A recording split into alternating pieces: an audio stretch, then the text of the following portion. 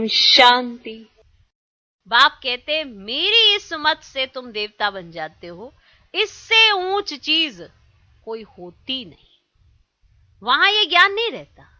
ये भी ड्रामा बना हुआ है। ये भी बड़ा वंडर है कि जिस ज्ञान की जरूरत आज आपको है, ये ज्ञान कल नहीं रहता है। आज दुर्गति है तो सदगति के लिए ज्ञान चाहिए। आज कर्म श्रेष्ठ नहीं है तो श्रेष्ठ कर्मों का ज्ञान चाहिए।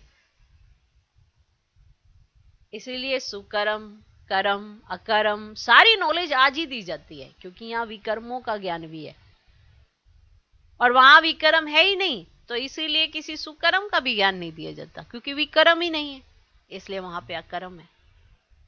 हर बात लॉजिकली है, लेकिन यह ठंडी बुद्धि और तेज बुद्धि तभी समझ आती है। जिसको पहला चैप्टर अच्छे से क्लियर हो गया, उसी को समझ में आता है कि कहा किसको जा रहा है, आत्मा को या शरीर को। तो दोनों का कंट्रास्ट अच्छे से समझना पड़ता है, और जिसको समझ आ जाता है वो निर्भय हो जाता है।